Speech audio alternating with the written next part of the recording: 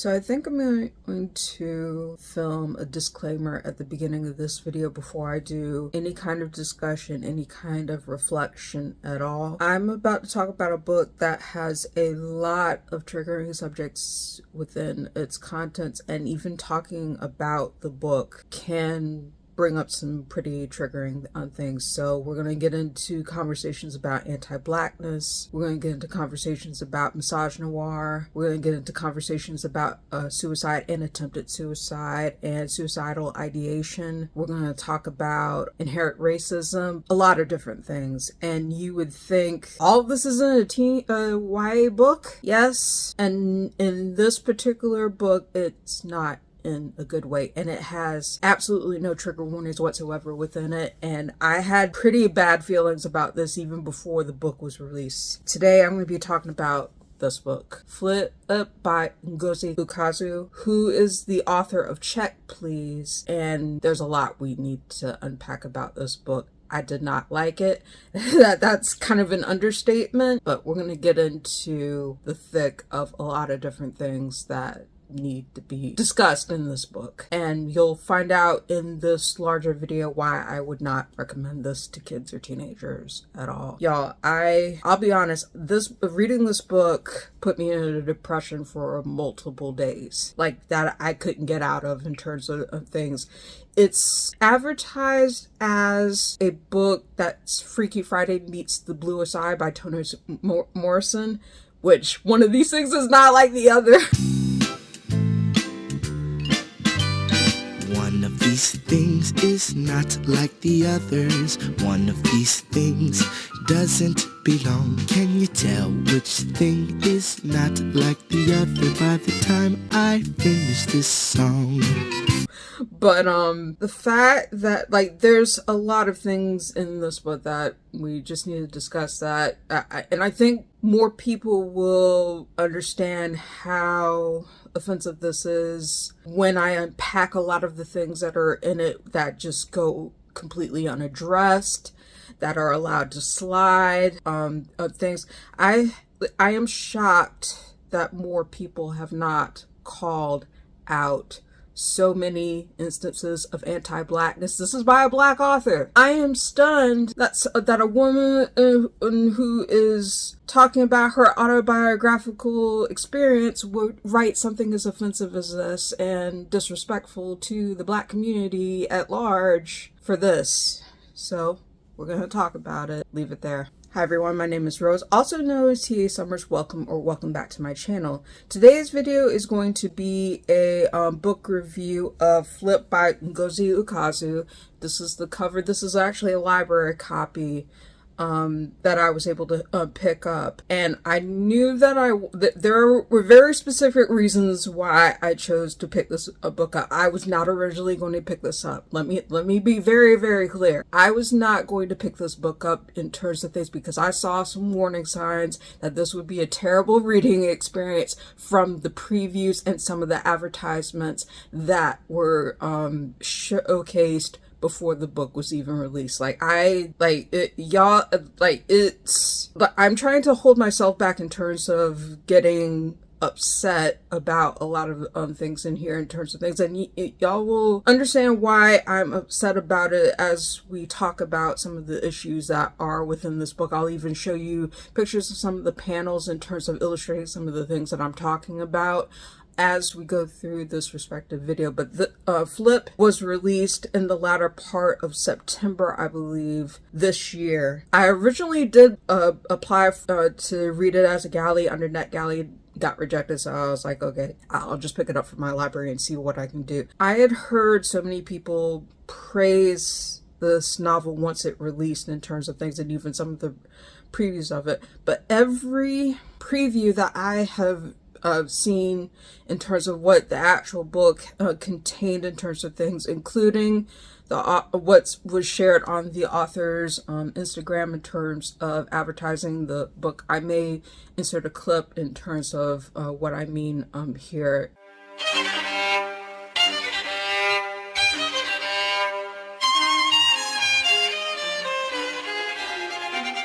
between this video, but a lot of it is just steeped in a lot of like hateful things, self-identity things that are just unacceptable as far as I can like even talk about. And I think it will become more clear as I go through the narrative and talk about some of the things that this book decided to do and how it just respects its main character and the community it is portraying, and essentially like, you know, like just really doesn't do any kind of justice for either of the characters that are portrayed, either of the main characters that are portrayed in this respective Freaky Friday novel, which is supposed to be funny, but man, the jokes are terrible in this in terms of things. But we'll get into the length of all the issues with Flip through the course of this video, so without further ado, let's go ahead and begin. Because this book does not have any specific trigger warnings listed in the beginning or at the end of this respective book,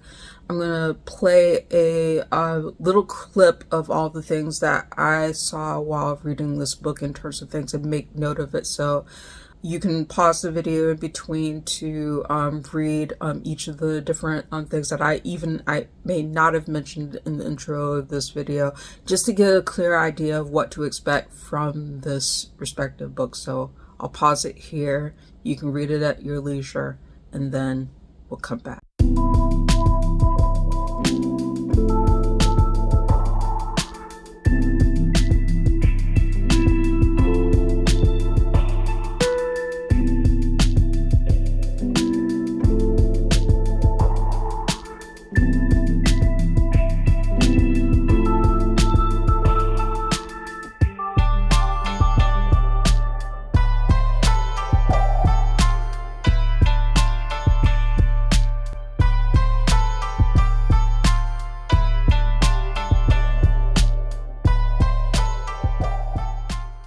So first off, I want y'all to kind of understand why I had reservations of reading this book in the first place, because I got picked up a lot of red flags from the from a panel preview of this respective book from the beginning in terms of things, and I was like, I don't know if that's going to portray its respective themes with any kind of sensitivity, especially for the main character of this respective work. And I was worried about it in terms of things because the panels that I'm about to describe, and I'm also going to probably put on the screen for you to be able to see, I could hold it up with my book. Like, I don't know if you can see this specifically, but I'll put up an image for y'all to follow along as I'm looking through this. But this is the basically the series of panels that was used as a preview to advertise Flip from the beginning. And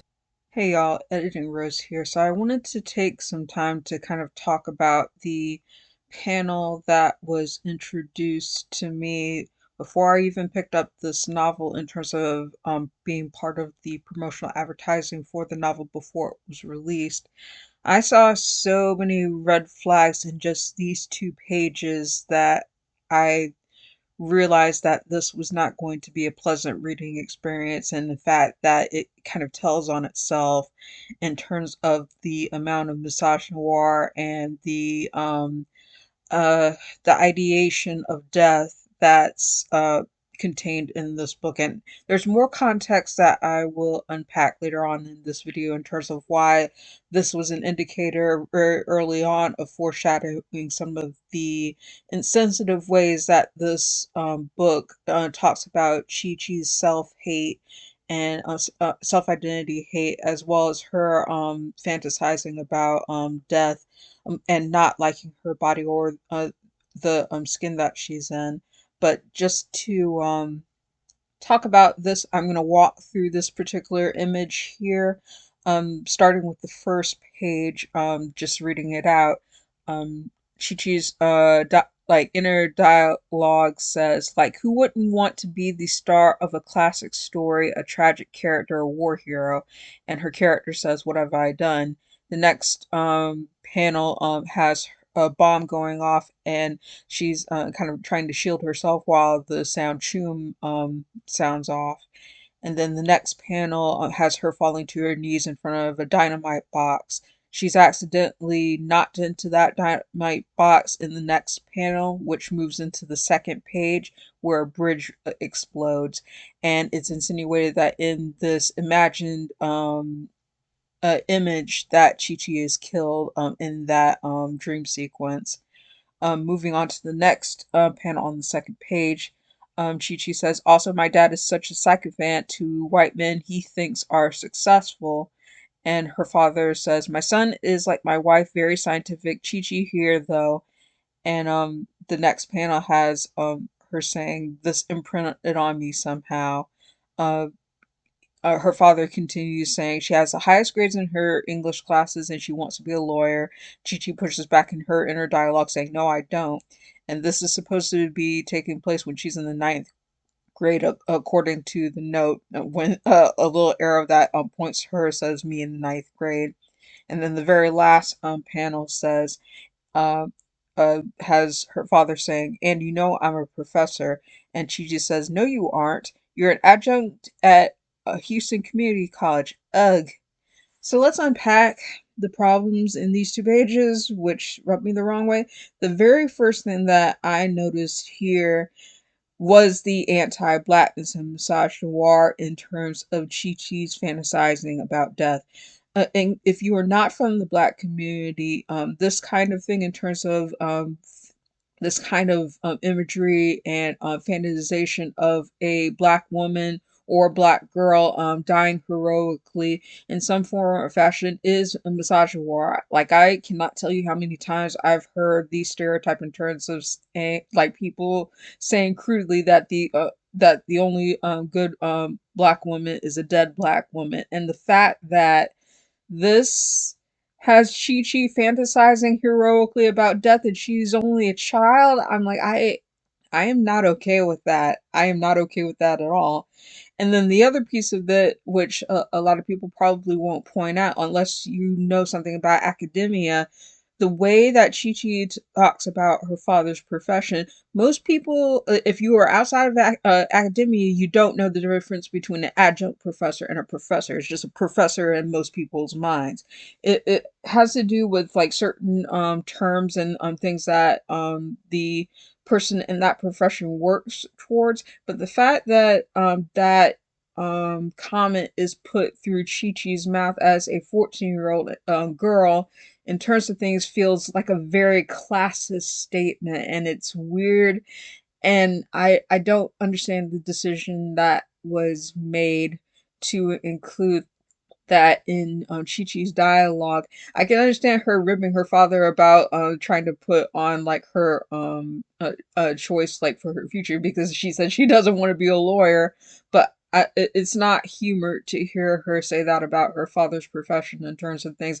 It feels like a very adult joke in a YA novel, and it's not even a joke. It just feels like a passive aggressive pointed statement, which is very, very weird. I wasn't okay with it when I saw it in the preview, but these two pages being the first two pages to advertise the novel did not put a good impression with on me at all in terms of things, but I decided to read the novel anyway.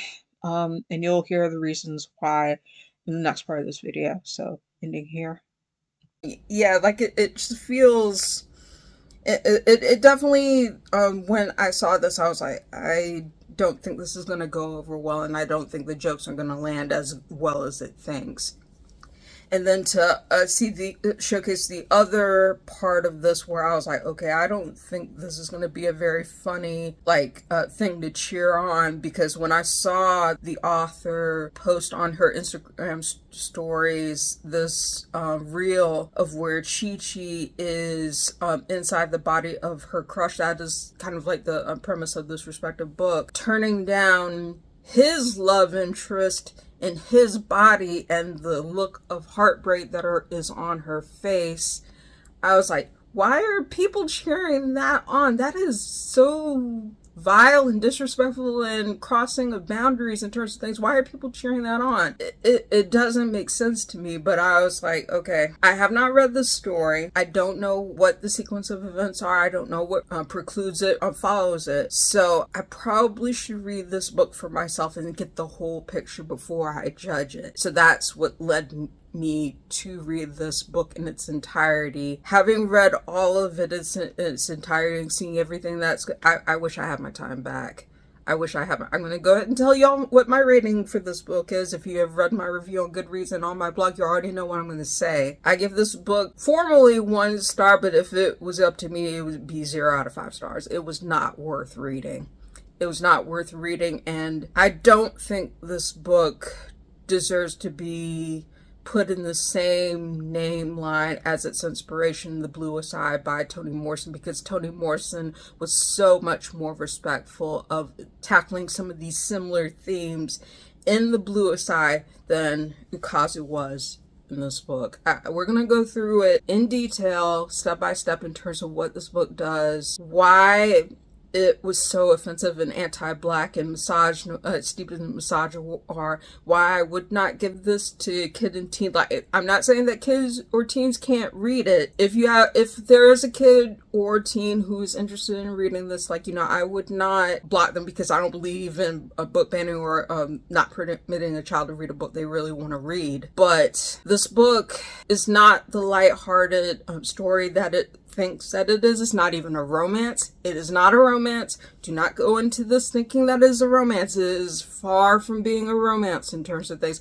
I don't think this book knew what it wanted to be in terms of things, and that's part of the reason why it failed so hard on the landing in terms of it. Like, you don't know whether or not this wants to be a romance or if it wants to be a coming to terms of self, being able to love yourself in terms of who you are. It really just does not stick the landing on any of those things and kind of just marches to a conclusion that's happy but doesn't deal with any of the serious topics that it brings up in terms of things, and if anything, it glosses over them very heavily to the point where there's no satisfying conclusion to be had with what it chooses to raise. So we're going to get into this, dig in as much as possible in terms of things. I feel like a lot of people kind of glossed over a lot of things in this in terms of how it really just did not stick the landing for anything that it tried to do. So let me give you a brief summary of what Flip is about by Ngozi Ukazu. Flip is about a black girl named Chi-Chi who is in love with one of the white boys at her high school, her preparatory academy, named Flip.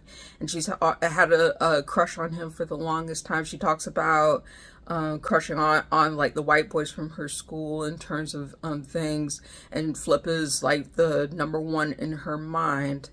And she essentially has this plan of hers to try to ask him out for the festival, which is kind of like a prom thing that her preparatory school holds.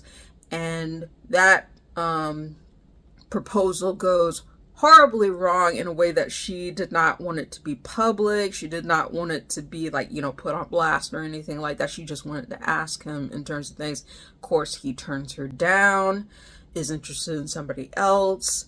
This messes with Chi-Chi, in terms of things, and Chi-Chi is obviously a girl who has very, very low self-esteem, does not love herself, has a chat bot that she talks to where she says all kinds of negative things about her self in terms of things, and we'll get into the details of how that's problematic later. But for the overview, she one rainy night, she's kind of lamenting how the proposal went completely wrong. She accidentally trips and falls, hits her head, and injures herself and stuff like that. She doesn't feel right. She goes back to her dormitory with her friends, and her friends are worried because she missed their dinner thing, and she said she's gonna go to bed. When she wakes up in the body of Flip, and Flip wakes up in her body. And there's controversy, like, and that's the Freaky Friday part of it in terms of things. So they have to navigate trying to figure out each other's lives, essentially, like, trying to figure out how to navigate this flipping thing, whether they can end it or not, and also navigate in terms of how they feel about each other's lives, and in terms of like seeing through each other's eyes in terms of what their life is like, and ultimately coming to terms with what caused them to flip in the first place. So that is a general summary of everything that happens in Flip. But oh boy, when you get into the details of everything, it is not as funny or original, self-affirming as you would think. And I know the author had said that this is about as close to an autobiographical account as she could get. I did get some pieces of autobiography in terms of some of the things that are portrayed in this, but and some of the slice of life details in terms of, you know, Chi Chi and Flip, like navigating their school life and navigating their home life, is probably were the best parts of the book, but they were not enough to save everything else that happens in this book in terms of things and what ended up not being addressed. There was just so many things that were just glossed over that should have been addressed, that should have been talked about with seriousness and dignity for the characters, but they were not even touched upon, and just kind of glossed over and just say, oh, this is fine. Like, we're not going to talk about this. This is fine. Happy ending. La, la, la. No, we'll talk about it though. Hey y'all, Editing Rose here. So I found a very interesting interview online that I will link in the description down below if you're interested in reading this article for yourself, from Ngozi Ukazu, about Flip. And there's a section of it where she goes into talking about it. And after reading this interview, I have so many more questions in terms of things, because this is not what is a lot of this. And I'll push back as I go through it in each section of the interview in terms of having read the book and reflecting afterwards, why this interview kind of rubs me the wrong way. So I'm going to read through it and I'll react to it. And this will be probably the last bit of this video, which will be non-spoiler territory before we get into the heavier parts of the spoilers for Flip.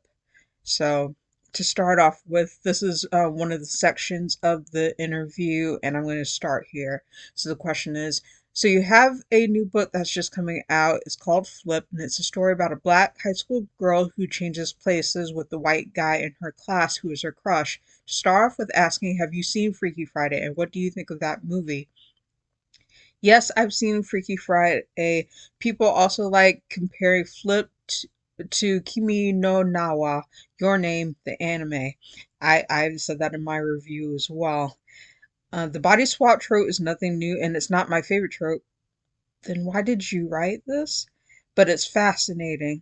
There's always that sequence when the two characters first switch and they're trying to navigate each other's world, and they are fumbling with everything. It's always played for comedy, but in a Flip, I add some self-reflection too. Flip really isn't that funny for some of the jokes that it does, and it's just weird, very very weird. But let me continue. It's not your favorite trope, but you were still like, okay, body swaps. This is the next book that I want to spend a year or 2 years putting together. So she spent a year, 2 years putting it together? Hockey's not my favorite sport. Body swaps aren't my favorite trope. When I latch onto something, I latch onto it. Okay. One of and the like the bold type is the interviewer, and the non-bold type is Kazu's responses. So just making that clear. One of the major themes of this book is self-worth and self-worth for black girls. Can you talk some more about that? Oh boy. And it includes the panel in terms of the one that I was talking about for the preview for this. So Whenever you make a book, you don't know what a book is until you're done with it.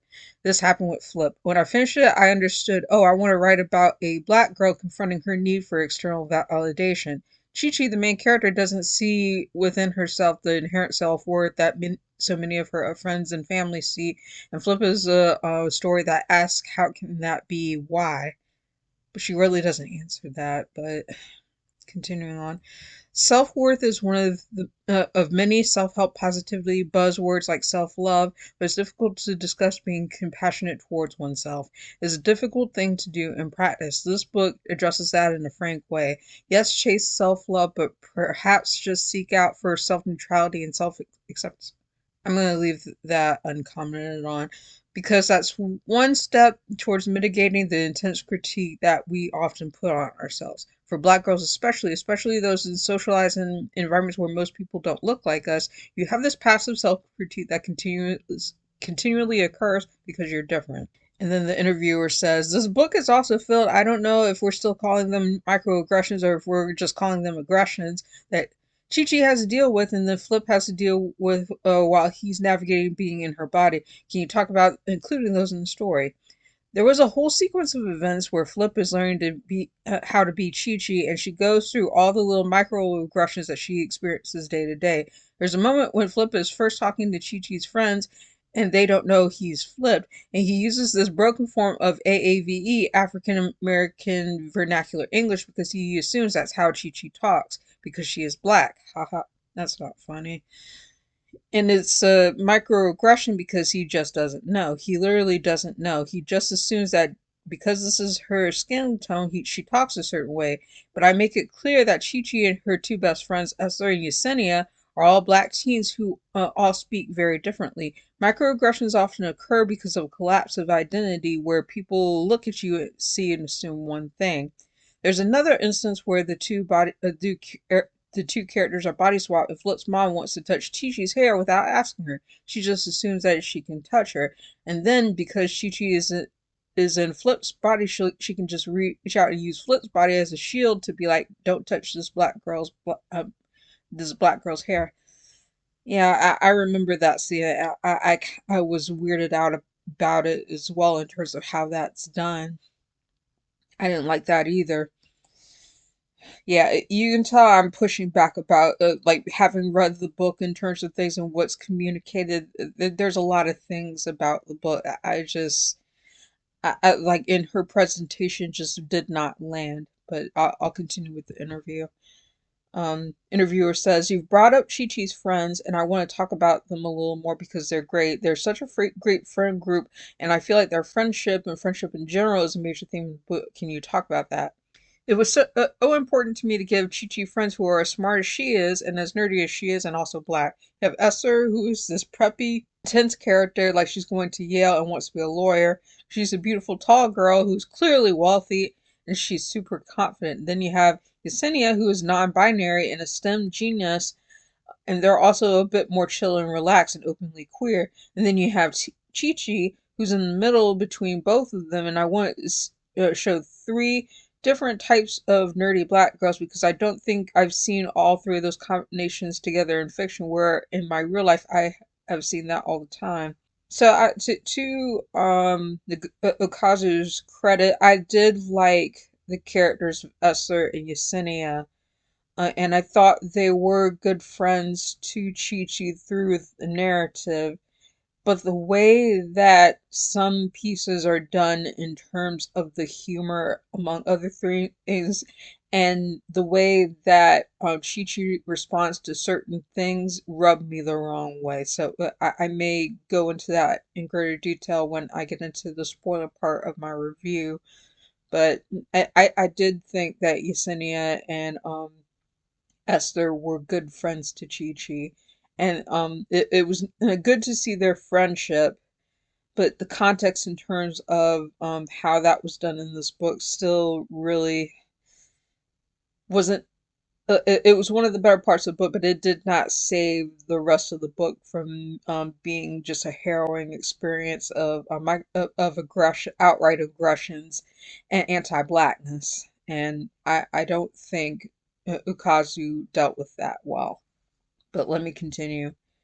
And it said, like the interviewer says, I was pretty shocked when Chi Chi and Flip meet the school alum who switched into someone else's body. Okay, this is a major point, and this was something I had problems with in the book. But talk about this. I'm glad that the interviewer asked this question, but to reiterate, I was pretty shocked when Chi Chi and Flip meet the school alum who switched into someone else's body and then never switched back. Can you talk about that? That was one of the most terrifying and horrifying books things in this book. Yes.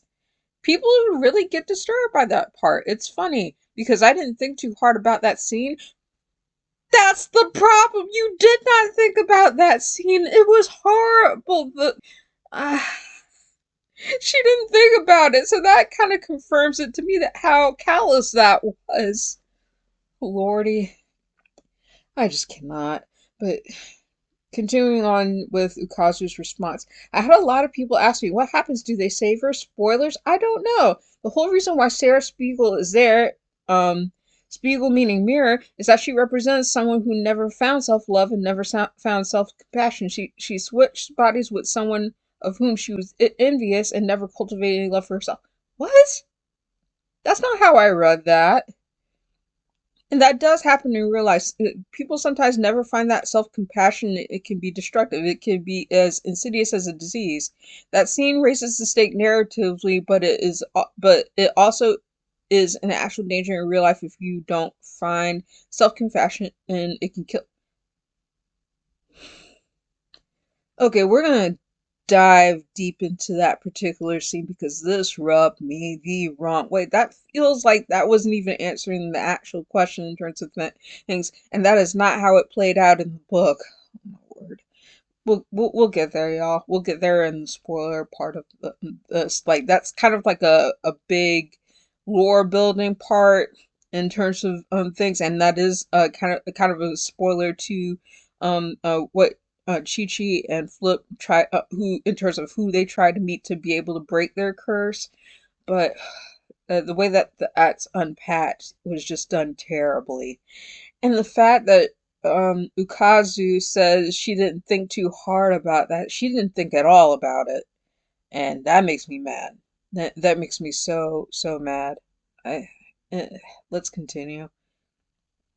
You were bringing up some of the imagery, and I want to talk about that, and also about the color blue, which I feel like maybe is a continuum with these things because the book is so full of blue things from blue eyes. Flip's eyes are blue, and that's the device that you use to show when the two characters are moving back and forth from each other. He's a swimmer, so there are all these pools all around. Yeah, she responds. And the interviewer says, everyone's wearing blue clothes all the time. There are screens, there are mirrors. Can you talk about the color design and the recurring symbols and elements you have there? And Ukazu responds, blue is a color that was easy for me to work with but this book was heavily influenced by the Bluest Eye, so I decided very early on that the creation of Flip that the eye color would be this intense blue. On the note of other imagery, I use as much doll imagery as I can.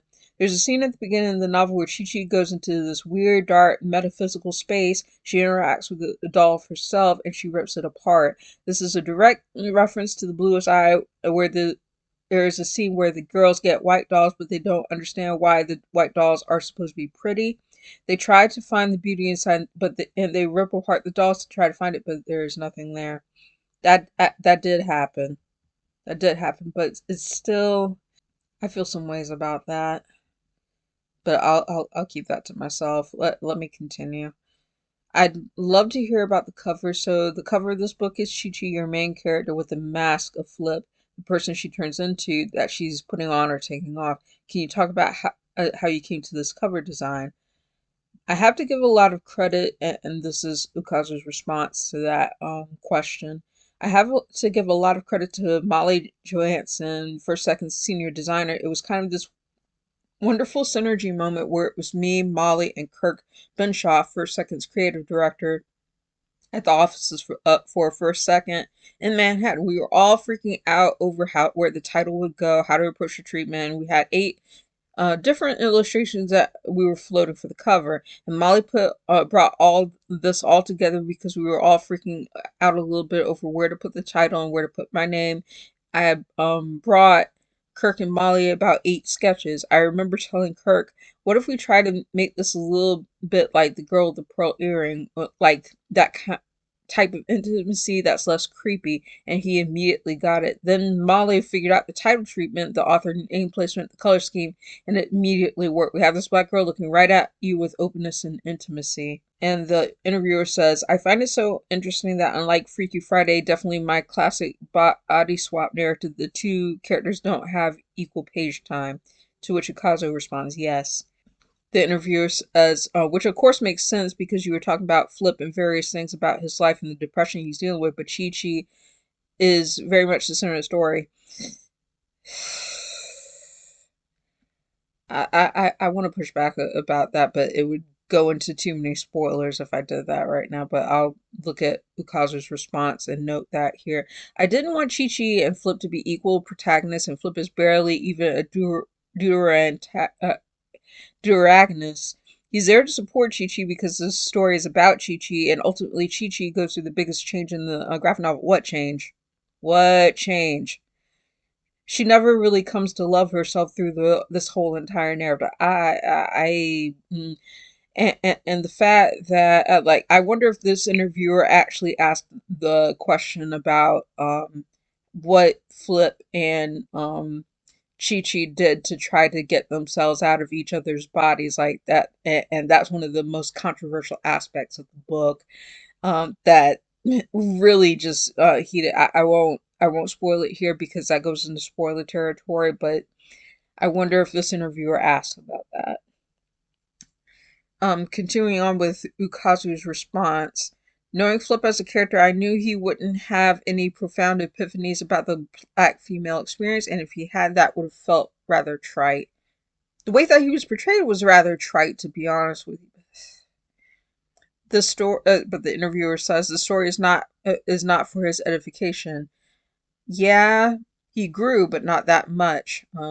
Ukazu responds. Also, the story is not a romance. Yes, Flip is definitely not a romance, as I mentioned in the beginning of this video. So I'm glad that she noted that in this interview.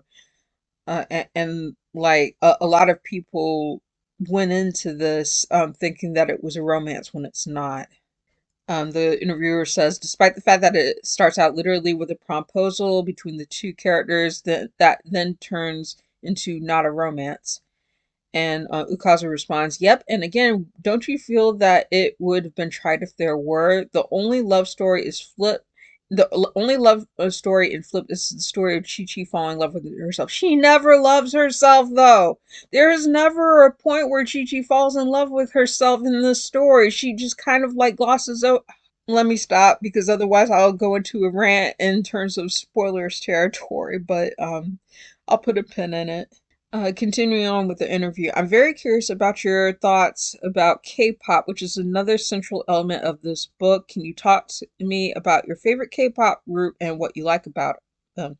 And Ukazu responds, my favorite K-pop group is BTS. They are funny, creative, and very relatable young men. There's another new group that I'm a fan of, even though they're not a K-pop group technically, called Cat's Eye. They're so delightful. The fan ecosystem for K-pop group is so fascinating because there are so many marginalized identities in these fandoms. And Flip, Chi-Chi and her friends are huge K-pop fans, and there are so many black teens and young adults who love Korean pop music. It's interesting to see how black fans interact with something that has appropriated black culture but is distinctly not black. It's this interesting interaction and perhaps a bit of a reclamation. And the interviewer asked, do you have a favorite BTS song? Love, and Ukazu responds, Love Idol. They hit the American scene with that song back in 2018. It has some vigorous choreography, in addition to a unique message. The interviewer goes on and says, you talked a little about fandom in your new book, and it's an essential element of this graphic novel because Chi-Chi is a giant K-pop fan, and the whole element of this novel is wanting to go to the concert and the plans for that. Fandom is also something I feel like is an essential part of the experience with Check Please. I have not read Check Please yet, where there's a whole huge fandom of people who are not only excited about the books but have shirts and all this other merch. There's fan fiction. Can you talk a little about fans and fandom and your thoughts and experiences there? And Ukazu responds, fandom is a space where people can grow, find fans, they can express themselves, and like to create works that people can be fans of. I don't know if there will be a huge fandom for Flip. Yeah, you definitely don't have a fan with me after reading this book, but continuing on. Because the main ingredient of a fandom is that you need lots of characters so that you can ship them. But I enjoy the experience of being in a fandom. It's where a lot of my creativity is flourished. So fandom is an important thing to me and a cool thing as well. And I think that's it for the section that's on Flip specifically. So I'm gonna leave it there. This article was written by Gina Gagliano, and it was posted November 17th, 2025. Yeah, I have a lot of things in terms of wanting to push back against some of the things that Ukazu notes in this article, because that's not how they were executed in the collective scheme of the novel, as she notes here. Some of it is, some of it's true, and I'm glad that she said that Flip wasn't a romance, but but there's several different red flags and different things that go unaddressed in this interview that are big things that are in the book. And in the next section we're going to go into spoilers in terms of what actually happens in the novel. Alright, y'all, so this is kind of a refilming of all the spoiler heavy stuff that is a part of my review on Flip by Ngozi Ukazu. I'm going to give you all the warning now, since we just finished up with the non-spoiler part of this respective video. We're going to move right into the spoiler part.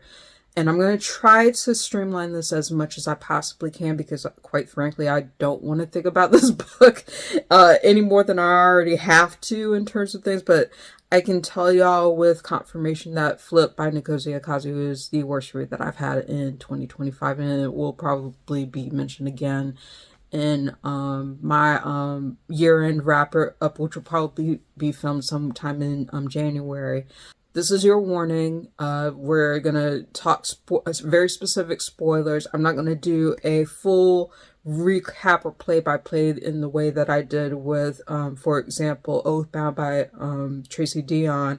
I'd rather just streamline this and tell you like some of the offenses and some of the things that it does, where I would not recommend this to kids or teenagers, especially with how it has no trigger warnings. It does not treat its heavy subjects with the kind of sensitivity that it deserves. And I think that I'll try to do as much as I can to unpack that as I go through this respective section. So this is your warning. We're going to do timestamps in the cards above and description down below to kind of streamline this. But this is your warning. 3, 2, 1. Let's go. So I think the first part of this that I'm going to open the floor up to in terms of spoilers for Flip by Ngozi Ukazu is going to be, why did this very self-affirming, supposedly self-affirming book try to have a white boy off himself in the body of a black girl, potentially trapping her in his body forever based on the lore and everything else? I just, that is a massive spoiler, like in terms of stuff. It is in the book. I'm going to try to see if I can showcase this to y'all in terms of where it happens. This is probably going to be the only part of this where I'm showing the book in terms of events, because it was so just really, it's presented like it's this affirming thing and really just does not cut it. So this is where the scene starts. And you can see that based on certain details, and like this was also revealed in Ngozi Ukazu's interview with the Comics Journal, where you can tell that Chi-Chi is in the body of Flip based on his eyes turning brown. and Flip is in Chi-Chi's body when her eyes are blue. So you can see that Chi-Chi is at the concert, the K-pop concert that happens later on in the close to the end of this book. You can see where she strips off her clothes, where Flip is in her body, strips off her clothes.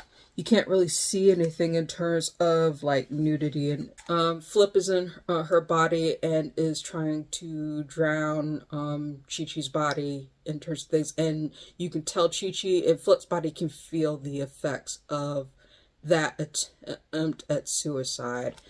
And you know, I looked at this, I tried, this is more of the panels in terms of things, in terms of showcasing what this looks like.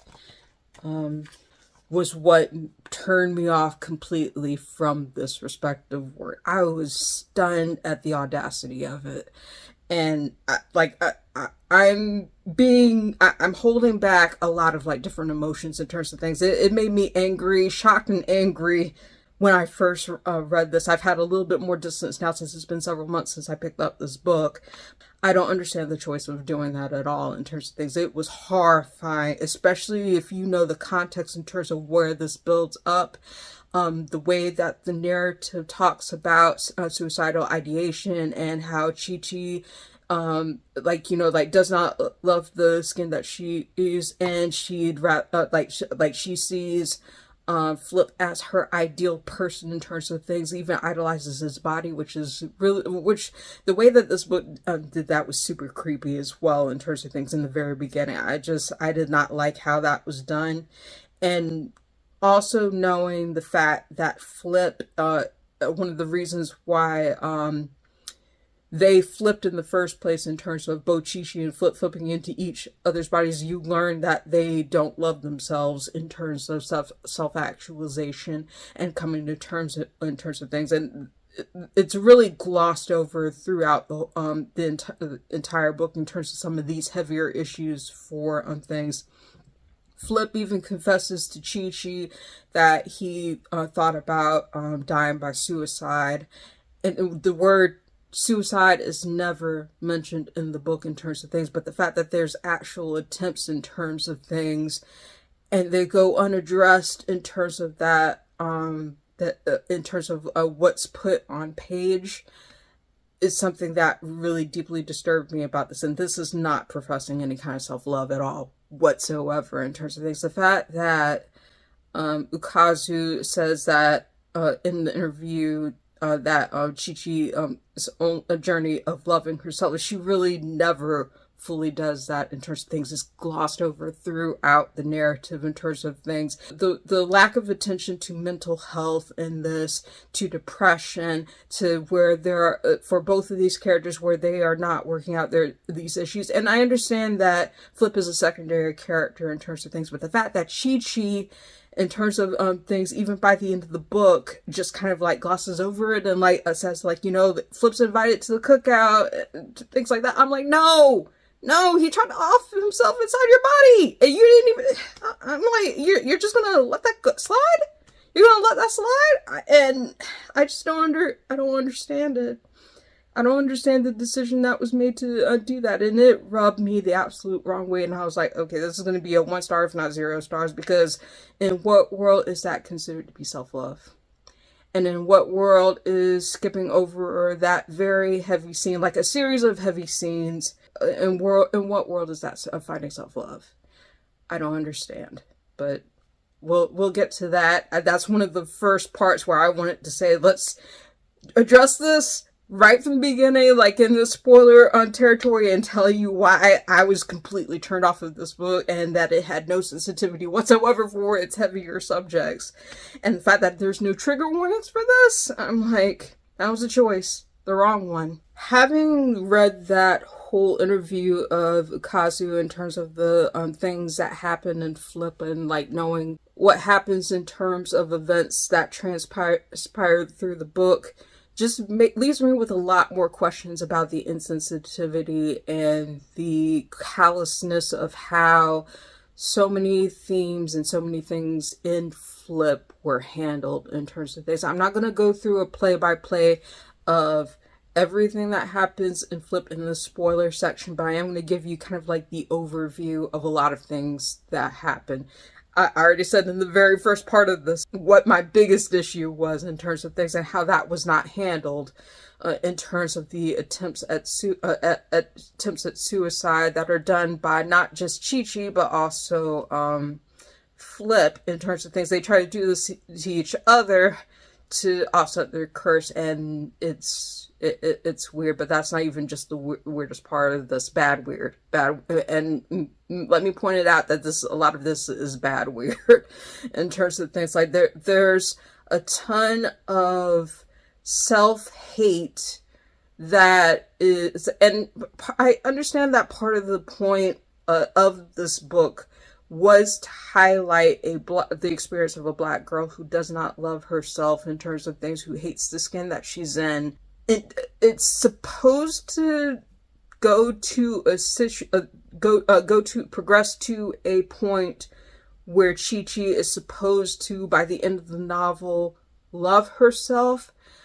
But the way that certain events transpire, and like because you're front loaded with so many things of hatred, in terms of things where like there's outright aggressions made on her identity, the fact that even from when the story starts she gets like comments about her name, which that was very triggering for me because as somebody who has an ethnic name myself, TA is closer to my, I've said this on the channel before, TA is closer to my actual name. Rose is a nickname, but I've had the name of Rose for probably close to around like 20 or over 20 years. So it's kind of like a second name to me. So I don't mind going by either Rose or TA. But the fact that I have a very distinctly ethnic name in terms of things, and the fact that I've experienced some of the things that Chi-Chi is like, why do you not have a normal name like your like this other person? In the case of Chi-Chi, she was told this by a friend of her older brother Josh, and basically it was a white girl who was making that comparison in terms of things. That was a scene that came on early in the book, and was like, okay, that's setting up for the examples of microaggressions, outright racial aggressions that are in this book, and it doesn't get better from there. And the fact that we see so many times where we have examples of Chi-Chi hating herself in terms of things, from the fact that she points out that she can see her ashy elbows through the eyes of Flip, like comments about her butt and other things. And I was just like, oh, this is I'm like, I don't know if people are going to gravitate to this book or even think well of it in terms of things, because it's just so much onslaught of self-hate, so much onslaught of self-hate. And, you know, I'm like, there's so many questions in terms of whether or not a teenager would want to pick this book up in terms of things, because it is so steeped in this negative self-image. And that gets overwhelming for a time in terms of things. And I want to tell people, you can't you can't just assume that people want to pick something like this up in terms of things, because this is very different from what The Bluest Eye does by Toni Morrison. Because at least with Toni Morrison's The Bluest Eye, it treats its Black cast with decency and respect, to be able to see that this idealized image is something to escape the cruelty and the lack of dignity that other people, in terms of, like, you know, white people doing these kinds of cruel things to a young Black girl in Piccola.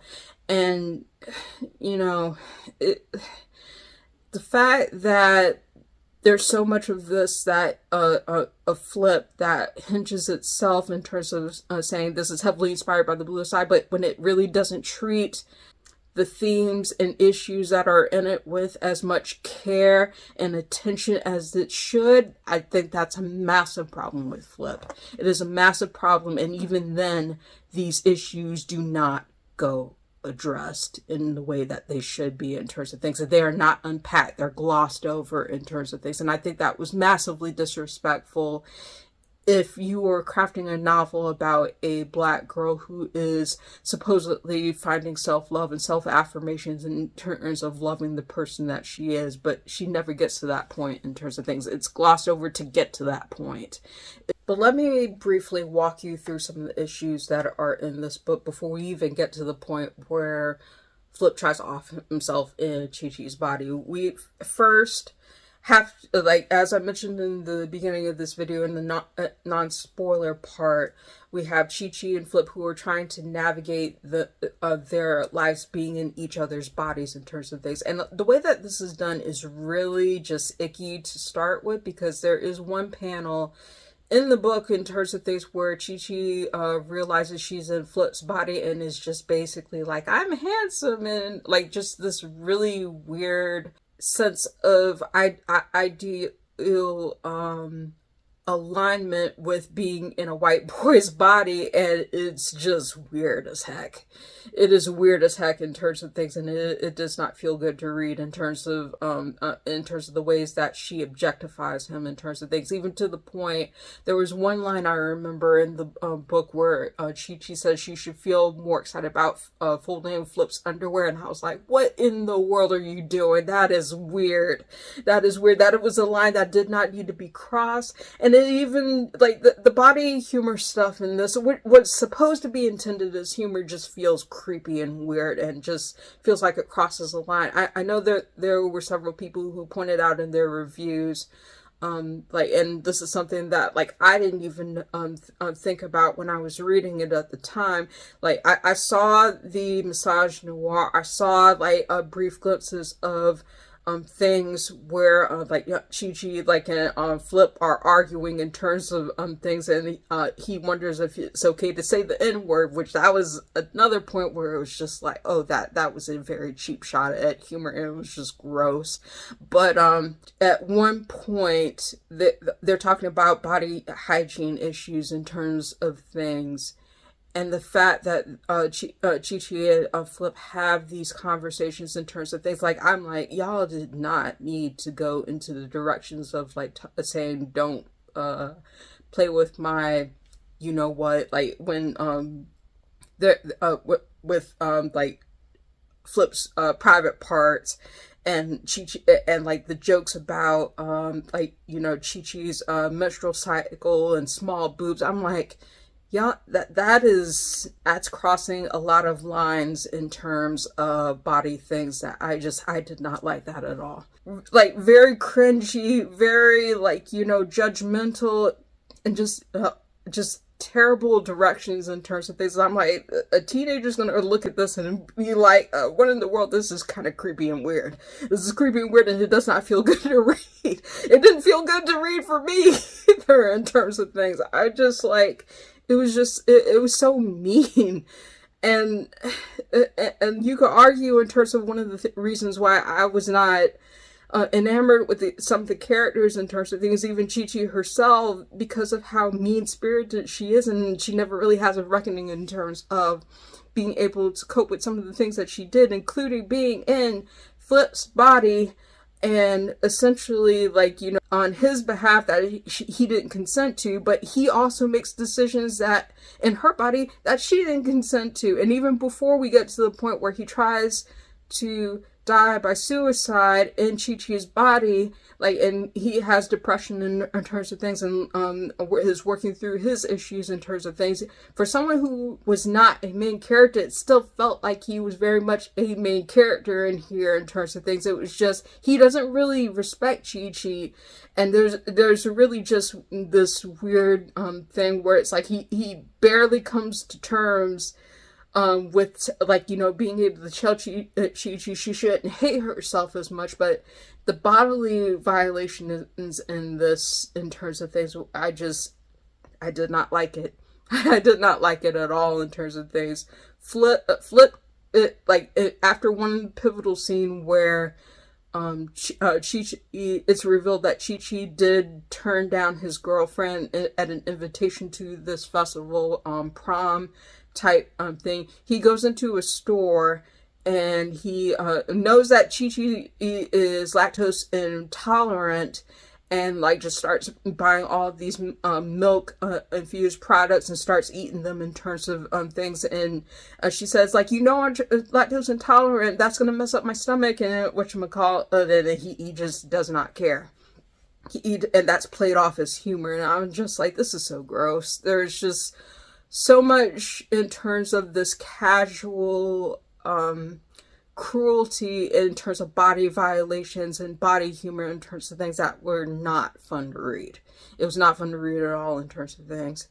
And let's talk a little bit about Sarah Spiegel's character, because that was a pivotal point in terms of where the lore of this is set up. So Flip essentially like is it's very loose world building in terms of why everything is happening at this particular high school, like preparatory school, because it's just one student combusted, another student had other things that were going on, and that's explained as the lore in terms of things that weirdly happen at this school.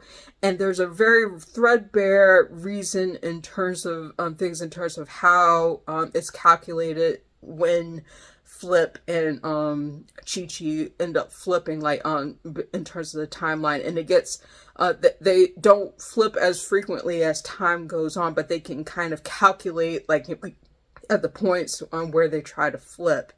And I remember thinking in the book, okay, this is weird. Like the time flipping thing is just narrowly explained it from a perspective of time in terms of things, and them figuring out how and when they're gonna flip. So when Sarah Spiegel's character comes in, it is part of the lore of what happens in Flip, and it's used as a precursor to everything that happens after that point of the book. And it's revealed to Chi-Chi and Flip that one of the alumni of their preparatory school is rumored to have lost her mind, gone crazy, what have you, and essentially has had this flipping experience in terms of things. So Chi-Chi and Flip go to this alum's house, happen to track down information in terms of like going to her house and like trying to figure out how to stop their flipping in terms of things.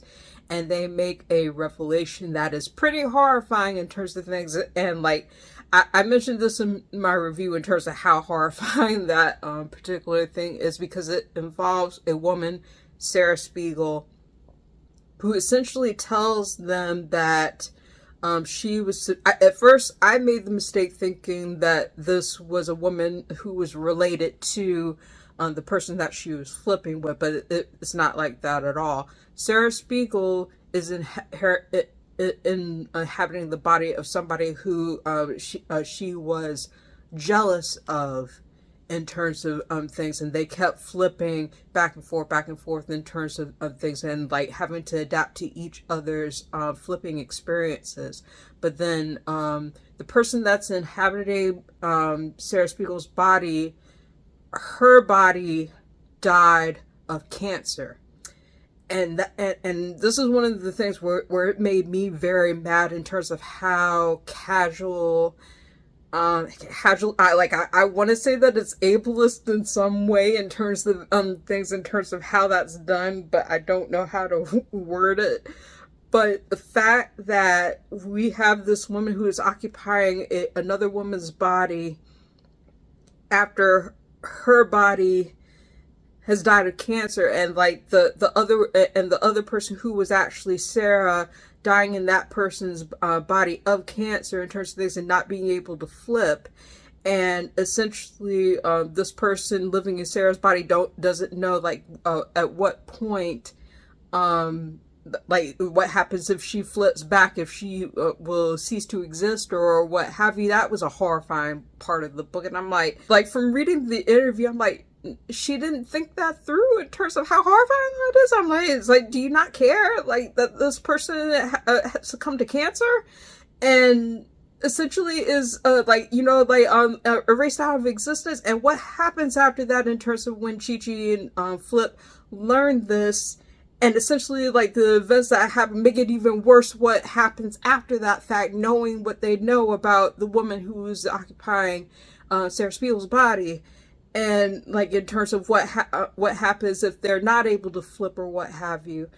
It's horrifying, like, to read in context in terms of like the fate of the real Sarah Spiegel, like basically dying of cancer, and like whoever's occupying her body is basically like, you know, just out of it just has nothing to flip into. Like basically the other person was erased out of existence, and I'm like, and you try to pass that off as not loving yourself enough. I'm like, no, that was a callous move and pretty horrifying. Like, just reading it, like, in terms of nightmare fuel for that part.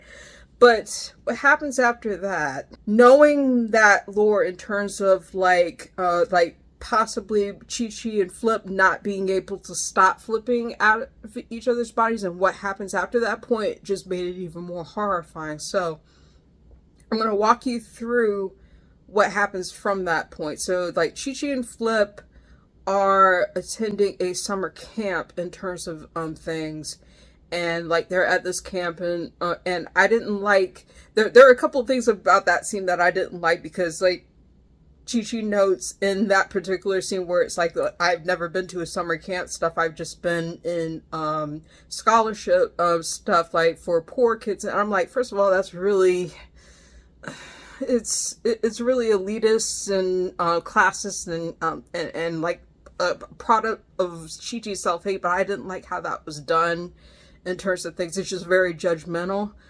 and it's never checked.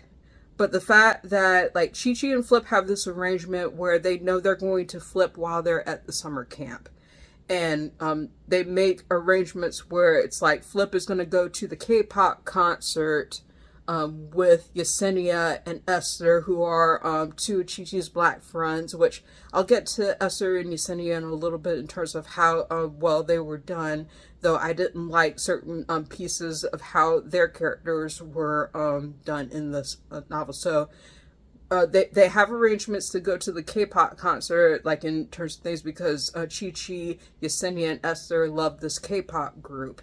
And they're going to the and Flip agrees to go to the concert in terms of, in lieu of Chi-Chi, because they know that Chi-Chi's going to flip in Flip's body, and that gives Chi-Chi a chance to be able to see the concert with her friends in terms of things. But during that time, while they're at the camp, basically the scene that I showed you earlier is what happens.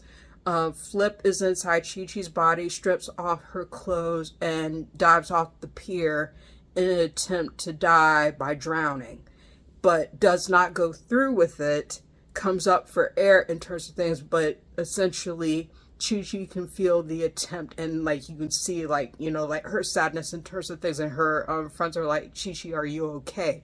Clearly she's not, and that is never addressed in the book in terms of things. And I'm like, how is that an example of self-love in terms of things? Because knowing what we know about the lore based on the scenes that came before it, if Flip had succeeded in dying in Chi-Chi's body, not only would she never have a chance to return to her body, she would have been trapped in Flip's body for the rest of her life.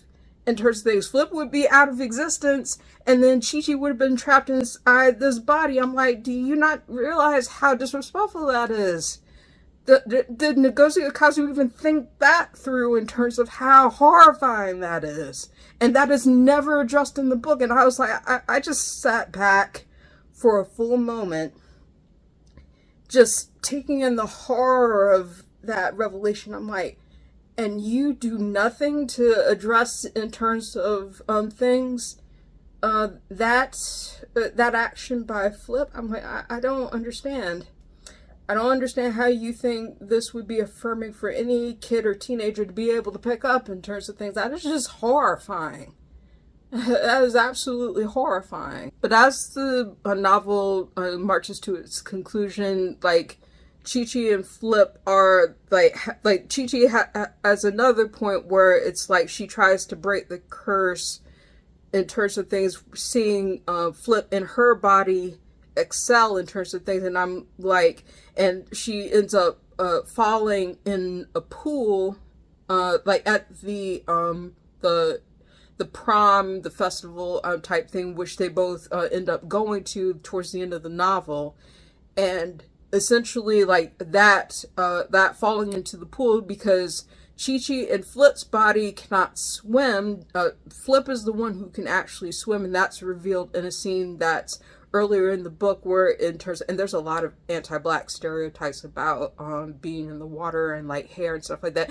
Okay, chlorine and pools are not good for anybody's hair. People have to do treatments and things like that in terms of things. It's not just the black thing. It's everybody, like in terms of things having to treat their hair and do different things in terms of the water. I don't understand why that wasn't addressed and why it leaned on stereotypes, but putting that aside in terms of things, one of the final scenes in the book is like Chi-Chi being in Flip's body and essentially collapsing like into this body of water in terms of things, and it's insinuated that she might have tried to die in that particular scene. It's ambiguous enough where it's not necessarily like confirmed, but from how I read it in terms of things, Chi-Chi tried to die in Flip's body.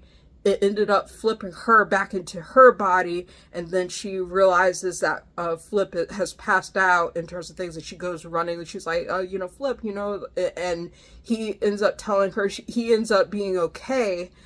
Well, okay is a loose word for that because he's really not okay, especially with some of the scenes that follow that where it shows that he's in bed for several days in terms of things and just not being okay, but he says whatever she did, it worked in terms of making sure they're in each other's bodies again in terms of things. But even then, it's not permanent because even by the time that the end of the novel comes, they're not completely separated from each other's bodies. They still flip, but it's minuscule in terms of things. So it's like, so what was the point in terms of things? Like, could they break their curse? Like, it seems like their curse is still there by the end of the novel.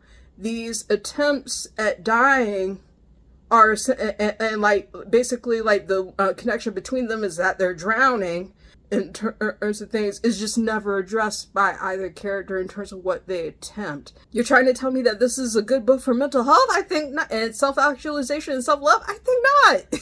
I think not. I'm like, I was horrified in terms of what it chose to do.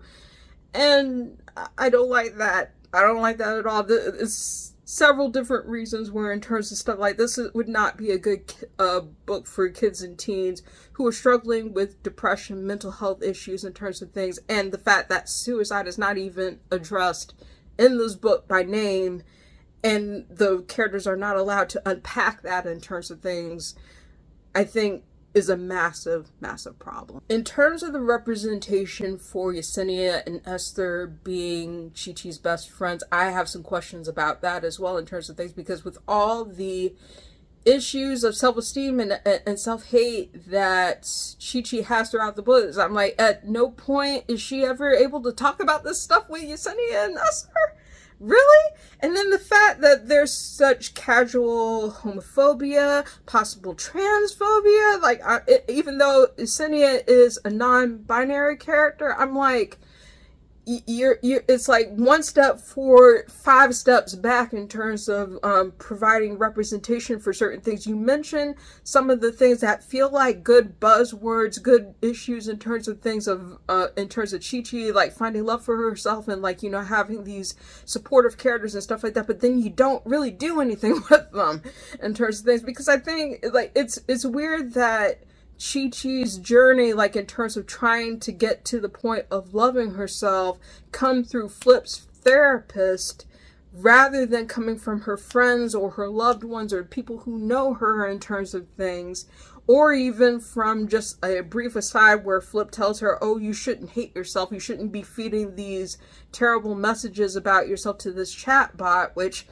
the fact that there's an AI chatbot that Chi-Chi is talking to, which affirm all of these terrible messages that she records and keeps harping about how much she hates herself in terms of things, is a problem, and it's weirdly accurate to like the issues with generative AI and like mental health for teens in terms of the things that have been going on in current events, which that's accurate. but in the worst possible way in terms of things. And the fact that there was that kind of incorporation in this was just, it rubbed me the wrong way. That was not done well, and I think it just added on to all of the different issues that were in this respective novel in terms of how things were handled from a mental health standpoint, from the lack of self-love, never really coming to terms, never really addressing any of these very heavy issues. It doesn't feel like it's in the spirit of Toni Morrison's Bluest Eye at all. Like there are symbolic parallels done with the color blue. There are symbolic parallels with the sense of Chi-Chi not loving herself and being subjected to microaggressions, and these parallels of racism in terms of things playing into that. But it's never actually dealt with in a way that feels like there's a coming to terms in terms of things. And I feel like trying to compare Flip to the Bluest Eye just feels like a disservice, because it does all the worst possible things of trying to align itself with that work of literature. And keep in mind that The Bluest Eye is an adult piece of literature in terms of things. It is not written specifically for teens, versus Flip is intended, written as like it's being for teens, but it takes the themes of The Bluest Eye and like really just does not do them in a way like in terms of things that make sense. It's a poor parallel to try to compare this with the work that Toni Morrison did, which I can understand criticisms of Toni Morrison's The Bluest Eye, but it just feels more affirming and more closely aligned to the harms of racism and what that does to a young character, to a young black girl, versus what was done in Flip in terms of things, which feels like it's catering to audiences other than the black girls, the black people that it's supposed to be, like it talking about their experiences in terms of like feeling that lack of self-love and not being able to see themselves in terms of things and having that journey. Ngozi Ukazu did not do the work necessary to be able to craft a narrative where it was self-affirming and just played into all of these toxic stereotypes in terms of things that just really did not work at all. And on the subject of Yesenia and Esther in terms of things, there was one point where I actually did laugh at this book in terms of things where they were trying to perform an exorcism on Chi-Chi, like while Flip was in her body in terms of things, and they were like, expel the colonizer. That actually did make me laugh in terms of things, because there's little bits and pieces of humor in terms of things where it might have given me a chuckle. Even the fact that Chi-Chi flips like in terms of Flip being inside her body and being at the wheel trying to drive. Flip can drive it, but she cannot. And it was funny in terms of things where she ends up flipping back into her body, and Flip ends up flipping back in his body, and she's like, oh crap, what am I gonna do in terms of things I can't drive? And they managed to make it to their destination, but they were like, oh, that part was genuinely funny. But just some of the other pieces of humor, like when it came down to certain situational pieces of humor, it worked well. When it came to autobiographical stuff, the very few things that we were able to see about Chi-Chi and her family and her friends and the things that she loves in terms of things, including K-pop, like those were the better parts of the novel, but they were not enough to save all the mess of experiences that were in this book in terms of things. And I would even argue that in addition to the anti-blackness that was in here, there was also anti-Asian stereotypes in terms of things being put on the popular K-pop group that Chi-Chi idolizes, that is played up for humor, where it's like people make numerous comments, repeated comments, that the K-pop members look the same. And I'm like, you really did not need to include that kind of disrespect in this novel about the Asian characters in terms of things. I was like, that is just gross and just not affirming in any way in terms of things. I was so tired by the time I finished this book in terms of all the different things that were offensive and creepy and weird in terms of things. It did not feel like an affirming journey. It did not feel like a good experience to read, and that is one of the reasons why this is my worst book of 2025, and I'm glad to finally put it to the side and just say, okay, I'm done. I'm finished. I can leave this book aside and not have to pick it up anymore. It was just exhausting to read, and it was not fun. It was not affirming at all. And I could, like, in good faith, I cannot give this to a kid or a teen as a high recommendation of any sort in terms of what it chooses to do. I'm not going to tell a kid or a teen who really wants to read this book no in terms of things, but there are going to be conversations. There are going to be obvious conversations of things, especially for Black girls and teens, where I'm like, I don't want people to pick up that negative self-talk or emulate some of the behaviors of the things that the characters do in this work, because it's so heavy.